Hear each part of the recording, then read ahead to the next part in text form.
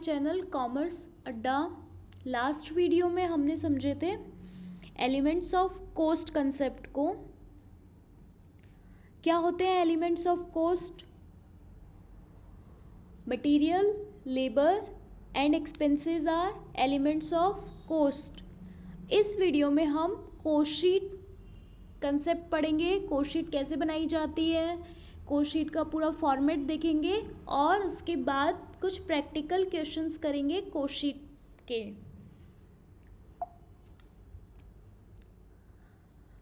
कल हमने पढ़ा था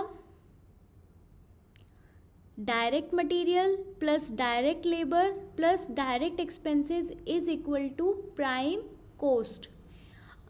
अब देखो, प्राइम कॉस्ट में जब फैक्ट्री ओवरहेड ऐड करते हैं तो आता है फैक्ट्री कॉस्ट, और फैक्ट्री कॉस्ट को ही वर्क्स कॉस्ट कहा जाता है। वर्क्स कॉस्ट में ऐड किया जाएंगे एडमिनिस्ट्रेटिव और office overhead. Works cost plus administrative और ऑफिस ओवरहेड तो आ जाएगा ऑफिस कॉस्ट, और ऑफिस कॉस्ट को ही कहा जाता है cost of production. Cost of production में फिर जोड़े जाते हैं सेलिंग एंड डिस्ट्रीब्यूशन एक्सपेंसेस। जब सेलिंग एंड डिस्ट्रीब्यूशन एक्सपेंसेस को ऐड करते हैं कॉस्ट ऑफ प्रोडक्शन में तो जो वैल्यू आती है वो कहलाती है cost of sales. Cost of sales को total cost of goods sold भी कहा जाता है। तो cost of sales plus profit is equal to sales. अब यहाँ पे इसमें कुछ ओपनिंग एंड क्लोजिंग स्टॉक के एडजस्टमेंट्स भी होंगे, लेकिन उससे पहले अभी आपको इतना समझो कि कौन से एक्सपेंसेस किस में जुड़ेंगे तो क्या आएगा। लास्ट वीडियो में ये सब हमने बहुत डिटेल में पढ़ा है कि फैक्ट्री ओवरहेड्स कौन कौन से होते हैं। प्राइम कॉस्ट में फैक्ट्री ओवरहेड्स ऐड करेंगे तो आएगा ये यहाँ पे प्लस की जगह इज इक्वल टू है prime cost plus factory overhead is equal to factory cost. Factory cost में ऐड करेंगे एडमिनिस्ट्रेटिव ओवरहेड तो cost of production. Cost of production में ऐड किया जाता है सेलिंग एंड डिस्ट्रीब्यूशन एक्सपेंसेस तो कॉस्ट ऑफ सेल्स आता है। Cost of sales plus profit, और अगर लॉस है तो minus loss is equal to sales. अब आप एक बार वीडियो को पॉज करके ये कॉस्ट शीट का फॉर्मेट नोट डाउन कर लीजिए, क्योंकि इसके बाद हम इससे रिलेटेड एक क्वेश्चन करेंगे। कॉस्ट शीट का format, cost sheet as on जिस भी डेट पे बनाई जा रही है एज ऑन डेट आ जाएगा। जितनी यूनिट्स प्रोड्यूस कर रहे हैं तो नंबर ऑफ यूनिट्स प्रोड्यूस्ड, ये एक टोटल का कॉलम, और ये जब टोटल को नंबर ऑफ यूनिट्स प्रोड्यूस से डिवाइड कर देंगे तो पर यूनिट कॉस्ट। अब कॉस्ट शीट स्टार्ट होती है, सबसे पहले हम कैलकुलेट करेंगे raw direct material consumed. Direct material consumed calculate करने का फॉर्मूला है सबसे पहले opening stock of raw material, इसमें ऐड करेंगे परचेजेस ऑफ रॉ मटेरियल। अगर रॉ मटेरियल की परचेज से रिलेटेड कोई कैरेज इनवार्ड गिवन है तो वो भी ऐड होगा। क्लोजिंग स्टॉक लेस करना है, और अगर कोई मटेरियल रिटर्न कर दिया तो उसको भी लेस किया जाएगा। तो ये आ जाएगा डायरेक्ट मटेरियल कंज्यूम्ड।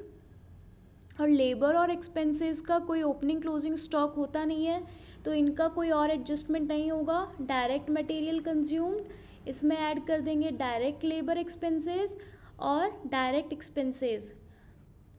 तो direct material plus direct labour plus direct expenses होते हैं प्राइम कॉस्ट। प्राइम कॉस्ट के बाद प्राइम कॉस्ट में ऐड किया जाता है फैक्ट्री ओवरहेड। तो यहाँ पे जो भी फैक्ट्री ओवरहेड्स क्वेश्चन में गिवन होंगे सब ऐड कर देंगे। साथ ही में फैक्ट्री में जो भी वर्क इन प्रोग्रेस से रिलेटेड जो स्टॉक पड़ा है उसका एडजस्टमेंट होता है। तो देखो ओपनिंग क्लोजिंग स्टॉक का एडजस्टमेंट 3 स्टेजेस पे होगा। जो भी ओपनिंग स्टॉक अगर रॉ मटेरियल से रिलेटेड है तो वो आएगा मटेरियल कंज्यूम्ड कैलकुलेट करेंगे वहाँ। उसके बाद वर्क इन प्रोग्रेस से रिलेटेड अगर कोई ओपनिंग क्लोजिंग स्टॉक गिवन है तो वो प्राइम कोस्ट में एडलेस होगा ताकि वर्क कोस्ट और फैक्ट्री कोस्ट कैलकुलेट किया जा सके। ओपनिंग स्टॉक ऑफ WIP को ऐड करना है and closing stock of WIP को लेस करना है। अगर क्वेश्चन में कोई सेल्वेज वैल्यू गिवन हो, सेल ऑफ सेल्वेज, तो उसे भी लेस कर देंगे। फैक्ट्री कोस्ट आने के बाद उसमें ऐड किए जाते हैं office and administration expenses. Office and administration expenses add करेंगे तो आएगा कॉस्ट ऑफ प्रोडक्शन। अब कॉस्ट ऑफ प्रोडक्शन में एडजस्टमेंट किया जाएगा फिनिश्ड गुड्स के ओपनिंग एंड क्लोजिंग स्टॉक का। तो opening stock of finished goods add करना है and closing stock of finished goods less करना है। तो आ जाएगा cost of goods sold. Cost of goods sold में फिर हम ऐड करेंगे सेलिंग एंड डिस्ट्रीब्यूशन एक्सपेंसेस। तो आएगा cost of sales. Cost of sales को ही total cost of goods sold कहेंगे और total cost of goods sold plus profit और minus loss is equal to sales. तो ये है हमारा पूरा कॉस्ट शीट। अब हम कॉस्ट शीट से रिलेटेड एक क्वेश्चन करेंगे।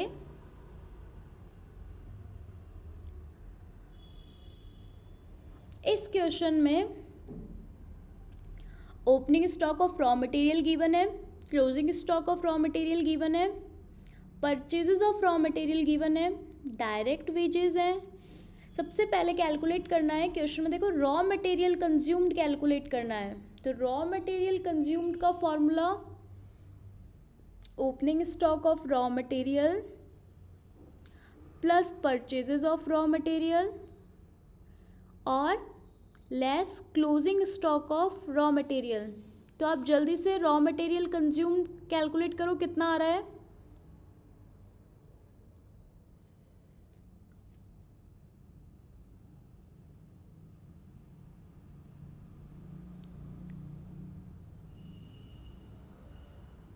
रॉ मटेरियल कंज्यूम्ड आया है 21,000। 25,000 प्लस 22,000 माइनस 26,000, तो ये आ जाएगा 21,000। इसके बाद रॉ मटेरियल कंज्यूम कैलकुलेट करने के बाद सेकंड पॉइंट है प्राइम कोस्ट। तो प्राइम कोस्ट का formula raw material consumed plus direct wages plus direct expenses. तो 21,000 प्लस 18,000 ये हो जाएगा प्राइम कोस्ट।